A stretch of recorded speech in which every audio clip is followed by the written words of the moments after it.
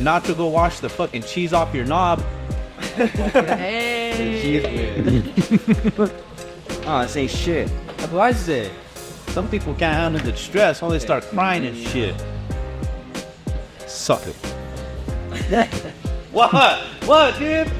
I was crying. You're acting like fucking Jeremiah. Where's that little fucking sissy at? Because he got sand in Aaron his is fucking chest and full weeds in the backyard. Yeah, he told me. I guess that's just what we just said. And do it your fucking best and come back in here and say, is that all you got, motherfucker? You're gonna have to redo it. Try to teach these boys how to be men, homie. Try to teach these women how to be men.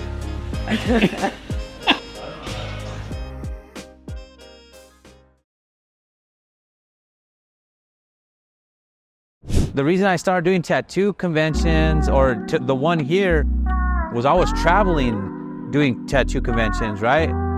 And I was pretty fresh to it. But when I would go to them, I was in awe. It was fucking the coolest shit ever, bro. It was crazy to me, the amount of people that were there showing their work, and they would be like basically naked, women, guys, and their whole bodies would be tattooed, and they were just there showing them off with this crazy amounts of tattooing on them from like high caliber artists, and their nakedness wasn't like in any way like trashy or sexual. It was like classy to me, and people were taking pictures, and I couldn't believe it. Every time I would go and see these things, I would always be, in my head, I'll be like, I wish people where I'm at could see this, because at the time people weren't doing a whole lot of that, you know, or knew of that. The tattoo conventions now are big, you know, most people know about them and have been to them, but at that time they hadn't, at least in this city, you know. So yeah, that's what I wanted to do. I wanted to bring one in. So one ended up coming, or a few ended up coming through Albuquerque before I did mine, but they just didn't have that same kind of vibe going on, you know. They didn't have the caliber of artists, and their attention was towards other stuff, and tattooing was kind of like the side gig of their events, you know.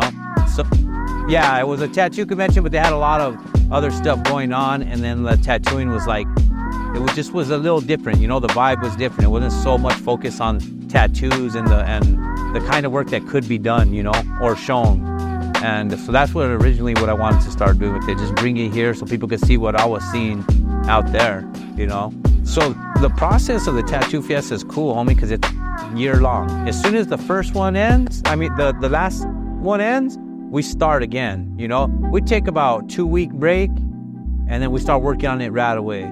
In the past, I've done it myself. I've hired people to help me, but for the last few years, I've had Nacho really, really, really, she just took it by the horns, you know. And she's really, I can't even express how grateful I am to have her, because she does everything, you know.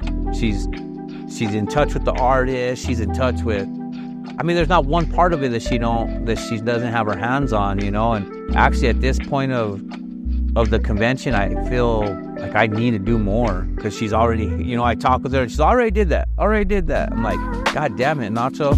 She's pretty good. I don't even want to call her an employee, because she's one of my best friends, you know. So, but she helps me out so much with that.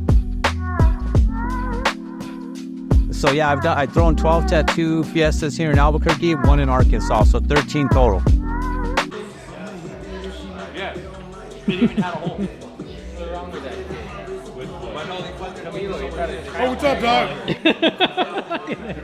Right now, I'm putting people in their fucking places. All right, Zach, starting off with you. No, for real, I'm putting people in their places for the Tattoo Fiesta.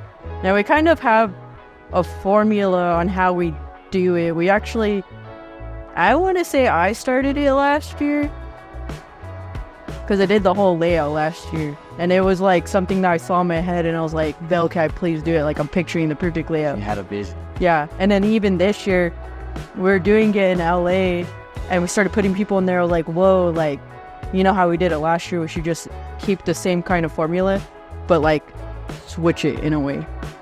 I think that's like the hard part, is like trying to accommodate everybody, and then also not putting too much of one thing somewhere, and also like trying to like like if you were to see it in real life, like how would you like to see it, I guess? Like I don't know how to explain it. It's like a puzzle. How many times have you done this? The layout, so I've done it with Belle the first like 2 times. So we did it in 2019. We did it in 2019. And me and him would do it together. And then in 2023 is whenever I did it by myself. And then now me and Belle are doing it together again. I'm just putting them in their spots on how we talked about it in LA. And then he's going to come and go through it afterwards. But I also have some questions for him because I kind of want to switch out. It's called the round room. It's this little circle room at Isleta.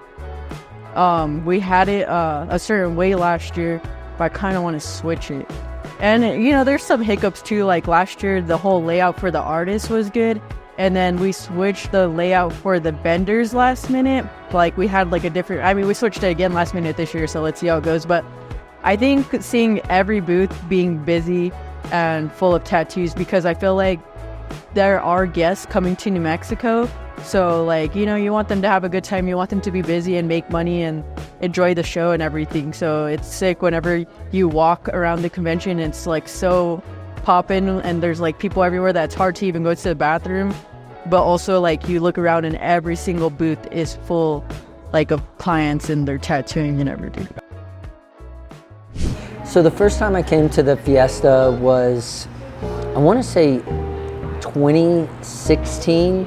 We had done the Prescott show in Arizona the weekend before. After that, we did the Fiesta.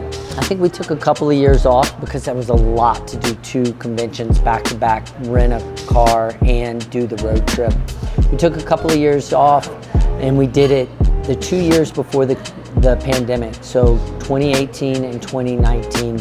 And then the pandemic hit and everybody was fucked, you know? And once conventions came back, conventions were doing really well, and I was like, I gotta get back out to the casino. I gotta get back out to the convention in New Mexico, in Albuquerque. And we came out and we fucking crushed it. Me and my girlfriend at the time tattooed our asses off all weekend long. We sold a gazillion pieces of merch. Everybody was like stoked on the quality of the work we were doing. Just really appreciative, like from the other tattooers to the promoters, Bale and Nacho, as well as the fans that come out to the convention. I guess we're grateful for them, but they were also grateful that we were there. And that's what makes a community work, you know? If I'm grateful for you and you're grateful for me and we're working together and making things happen, everybody eats and everybody's happy. And that's what I like about the show. So I've done it, I think 2022, 2023, and now 2024. And I'll keep doing it unless the casino burns down.